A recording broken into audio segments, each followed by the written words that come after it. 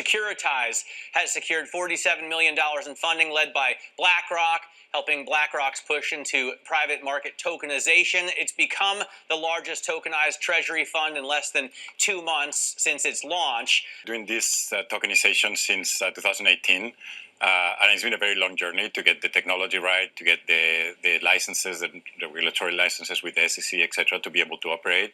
As you said, we've been raising quite a lot of money, but I think this particular project that we're doing with BlackRock, as well as the fundraise, is very significant because there's going to be the largest tokenized fund in history, also the fastest growing, as you said, in less than 2 months, became the largest one, and also the fact that it's issued by the largest asset manager that has also become a shareholder and a board member of the company is a very important step in our journey. But I'm a little skeptical of how this summer is going to play out, and that's really back to the inflation data. I think that the Fed and the market is assuming there are factors in that data, specifically shelter, that are going to roll over as we get through the year. And when you really dig into the details and look at the housing market and what's happening coming off the back of the big rally in stocks and falling yields, I don't expect that. I don't think that the markets, the Fed's going to get their inflation target because of shelter. And so I think that's the one area where the market has it wrong.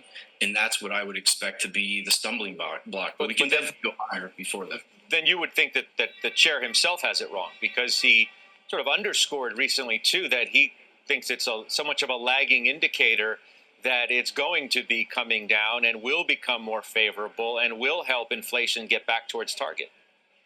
Yeah, it makes me really uncomfortable to disagree with the Fed chairman, and that is exactly what he said. And he explained the mechanics of shelter inflation and why it lags really well at his last press conference. The only thing that gives me really reassurance that our work is actually correct is he said almost the same thing verbatim 12 months before that last meeting when he testified in front of Congress in June of 2023. So he has been wrong in the past, and I think he's going to continue to be wrong. And I think the market's taking its cue from him. So you really need to get into the data and roll your sleeves up and do your own work. Well, does that mean when you hear a price target like BMO's Belsky today of 5,600, you're skeptical of that, or do you think that's achievable? Well, you never say never, given the background what I just laid out, but I am skeptical. That wouldn't be my base case. And if you remember when I came on with you last December, we said we thought the market would be at 5,200 come May. And back then, I think that the skepticism was on us. And one of the things that I kept bringing up to you is I expected to see strategists up their targets and chase this market as we came into the year. I thought that everyone was underweight, actually, more underweight than it felt at the time. And this is part of that scenario playing out to me, is seeing these targets go up well above the market's current level is kind of what you see at the end stage of a rally. So I am skeptical. I'm going to try and be open-minded at the same time and not try to stand in front of the freight train of a bull market. Mm-hmm. But I'm certainly skeptical. And those are kind of contrarian bearish indicators when you see just raise their targets. You said that's not my base case. What is your base case? What seems like a more reasonable return, let's say, over the next 6 months to you? Yeah, I think that we're going to have I think we're going to be basically flat to down over the next 6 months. That would be my base case. I think that bonds are overvalued, stocks are overvalued, and I don't know what the sequence of those returns is going to be, but I feel pretty confident that we're not going to, when we go back to the end of this year and we look out at 2025 and everything that this market's priced into it, I'm pretty confident that we're not going to be at that 5,600 level on the S&P. So yeah, I think that we're pretty much priced to perfection. In the near term, could we keep going to 54, 5,500? Sure. But when you go out 6 months, this is one thing I wrote to our clients. Perception is reality in the market for now, in the short term, but over the long term, reality is reality. So when does that reality hit? I think by the end of the year, we'll be here. Welcome to the Crypto Teacher. And I come back with that video just to make you think. Don't forget to like and subscribe to the channel. And make sure you're joining the Patrons. If you're not a part of the Patrons, make sure you're hitting the Cash App. And we have Securitize on Bloomberg, tokenizing treasuries. And we know that's how they're going to save the United States dollar and get us moved on over to the fourth industrial revolution. Tokenizing treasuries allow them to extend this Ponzi scheme. And remember, the crypto teacher told you. And every now and then on CNBC, you get a guest that can tell the truth. And going towards the end of this year, we're going to have the Royal Rumble. Right now, guys, of course, we know in election year, they want to keep everything quiet.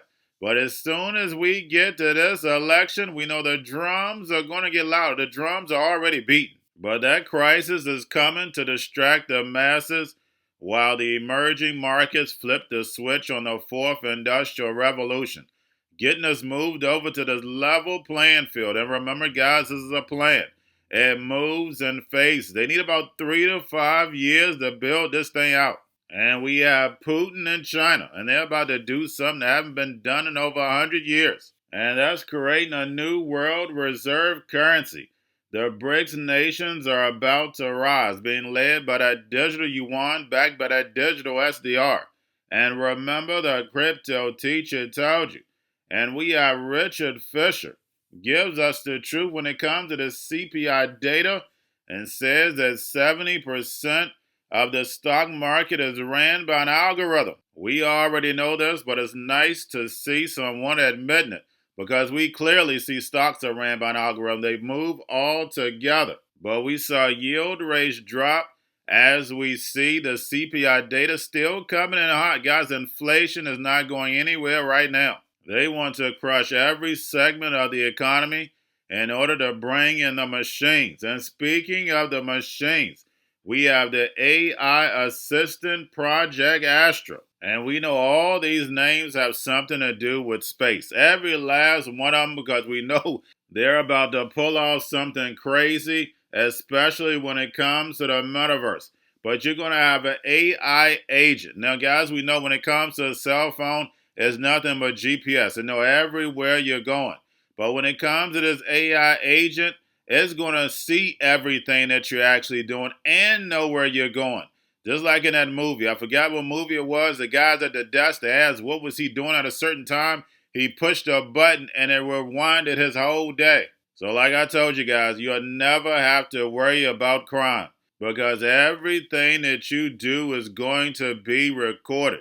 I know it sounds like a movie, but remember, your life is an illusion and TV is your reality. And remember, the crypto teacher told you, because he knows. When it comes to the NWO, it's all planned out. You have a wonderful day.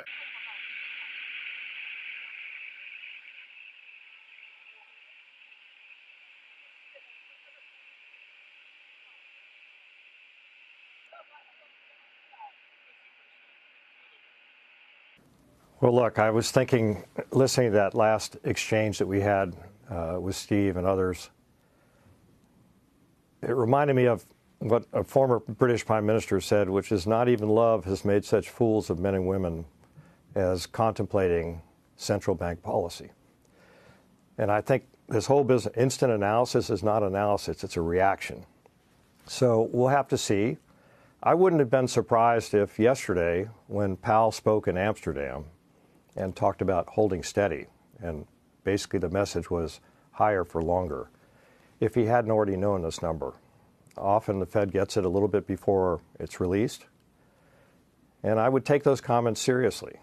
So there were some very good points made by Wendy and others. They're not going to move their target. No central banker in the world is going to get away from the 2% target. So they're not going to change policy based on a new target. They still have to worry about the kind of inflationary pressures that were just reported. They're still too high relative to their target. 1/10 change does not move the needle. It would have to be much more serious than that. And if we look at the New York Fed's inflation expectation survey, those expecting higher inflation are still the majority.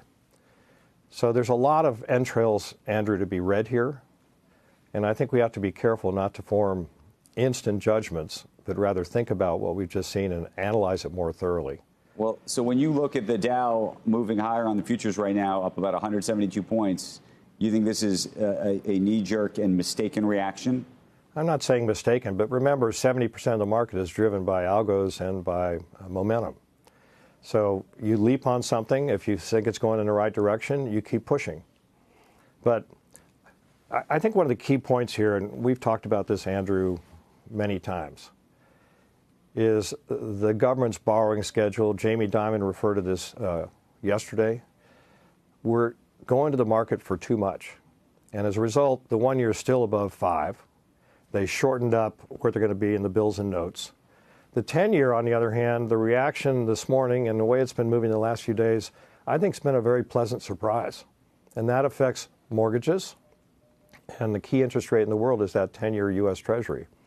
So the fact that it's now at 435 or wherever it is as we speak is probably a good move, indicating that it could be that the market's willing to digest, particularly the insurance companies and others, these huge Treasury auctions that are taking place.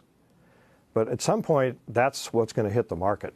And right now, it's not so much Fed policy that's driving the curve further out beyond the notes.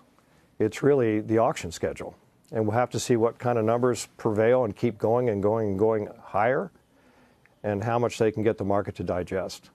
But these rates are pretty attractive, Andrew, particularly to insurance companies and those that want to hedge the risk of further price appreciation of significance in the equity markets. That matter deeply to developers. We can hear the cheers and applause from the amphitheater right beside me. For our audience, though, probably the biggest announcements so far have been the expansion of SGE, that's Search Generative Experience, and Project Astra. Let me get to both because they have implications for Google's business model. Sundar Pichai said that the company is launching what they're now calling AI overviews in search across the U.S.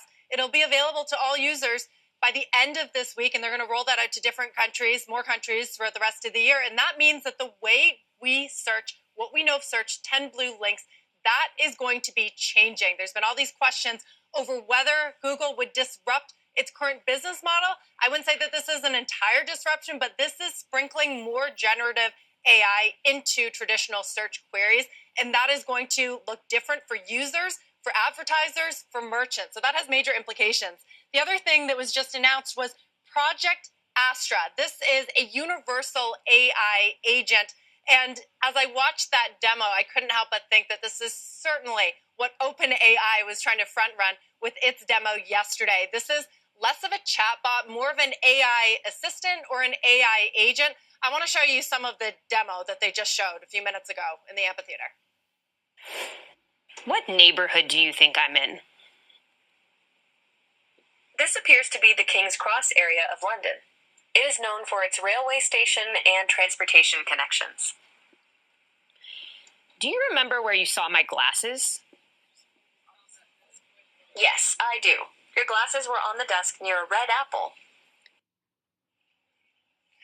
That last part kind of blew me away, blew the audience away as well, because what you didn't see was earlier on in that video, it had seen glasses. Even you looking through your camera might not have noticed that, but AI agents have memory and they have reason. And this is really a new era of generative AI that's going to have enormous implications. Going to a different economy, and we're going to be learning more about that as we go. But clearly, we're learning that things can be done from remote locations. We're learning that technology can replace people even more than we thought. We're not going back to the same economy. We're recovering, but to a different economy, and it'll be one that is more leveraged to technology. And I worry that that is going to make it even more difficult than it was for many workers. In Silicon Valley, and my friends who work in technology know that what we did to the manufacturing workers, we are now going to do to the retail workers, the call center workers, the fast food workers, the truck drivers, and then even bookkeepers, accountants, insurance agents, lawyers, and on through the economy. So what happened to the manufacturing workers is a very clear sign. And so we'll import Chinese-based CBDC technology. So it's going to be CBDC in a box provided to you by the People's Bank of China. But every stock, every bond, every currency, every commodity, every piece of art, every private business, every piece of real estate will eventually be a token on a blockchain, an entry on a ledger, permanent and immutable. We will have truth instead of trust, and we will save over $7 trillion a year. 6 to 8% of global GDP is wasted by the friction of the trust industry that's necessary when you have dual entry accounting. with triple entry accounting, which is what a blockchain is, we get rid of all of that friction. It's a beautiful future. Like what you see in China and their social credit scoring systems, right?